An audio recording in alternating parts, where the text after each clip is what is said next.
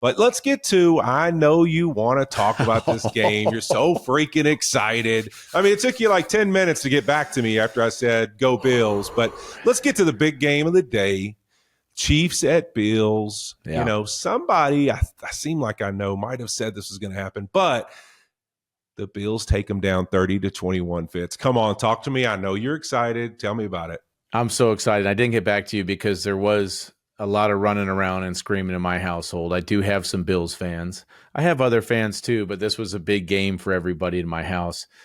Josh Allen, I mean, he knew the job that he had to do, and he knew it wasn't going to be easy. Kincaid was out. Keon Coleman was out. Amari Cooper had, did they have the chemistry yet? He had missed the last few games. They hit a few big ones. But at the end, what did it come down to? Josh Allen making a play. And my goodness, that 4th and 2 where he took off and ran into the end zone.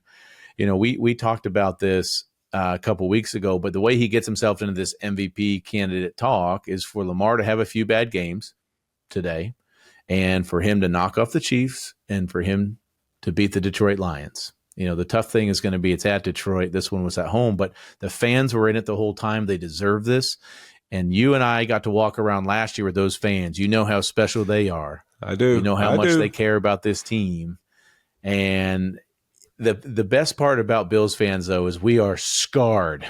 There have been moments in Bills history. There's been some rough moments. I was getting text messages after Josh's touchdown that were like, it's not over yet. It's not over yet. And I was like, okay, it's 2 minutes and 10 seconds left, and they're up 2 scores. I think it's over. It's not over yet. Okay. But I will say this, the fans deserve this.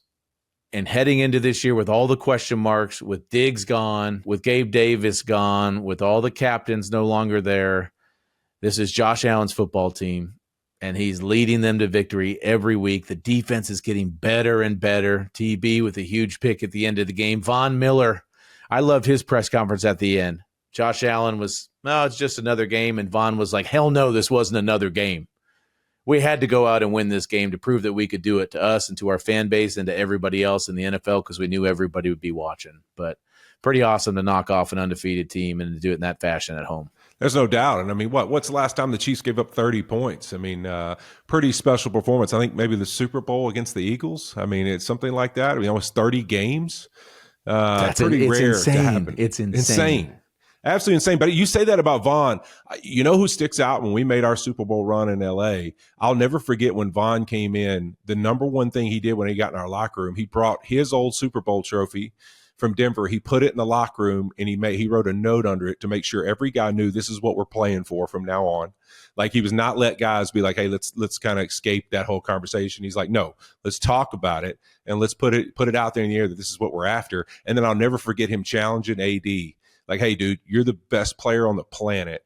If anybody can speak up and talk, it's you. And he would speak life into AD in that way, and it was the most vocal I'd ever heard AD be. So you saying that about Vaughn, I love that Vaughn loves to just say, let's call it what it is. This is a huge moment, and let's feed off of it and make it a part of who we are. But speaking of wheeze, Fitz, you used a lot of wheeze when you're talking about Buffalo, because you give me a lot of stuff. You give me a lot of crap when I say we, talking about the Los Angeles Rams. So you got to give me a little insight, man. Why do I feel like of all the teams you played for, it just feels like there's this special part of like you that like you really feel like you are Bills Mafia. You were a part of it.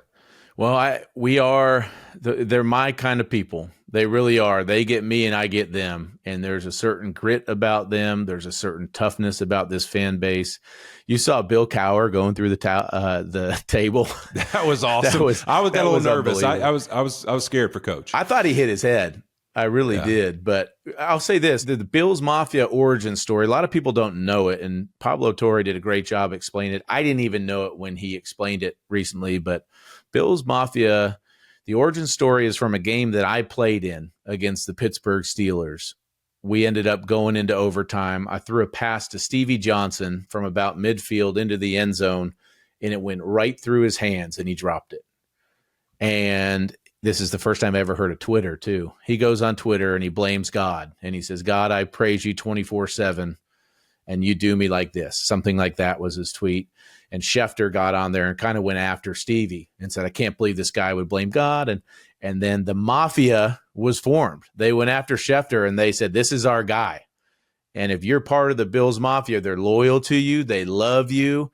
And as players in Buffalo, you give that back to them because you feel it every time you take the field. And that's why it's so special. And that's why every now and again a wee slips out when I talk about the Bills. There's a few wees there. But you know what? It's a fun community to be a part of. And J.J. Watt tweeting today about what a special time he had. I know, last year, me and you taking you around and cooking pizzas out of a filing cabinet and all the fun things we did. I don't know that there's a fan base in the NFL like them. I really don't. It's a special experience. It is, Fitz. And if you think about this win, how big it is, just to Von's credit, even saying it was, the Chiefs really had a situation there where if they win this game, they're in a pretty good, not to say you can cruise, but you can feel pretty confident about what seed you're getting and where you're going to kind of fall in this whole thing and feeling good about the 1 seed.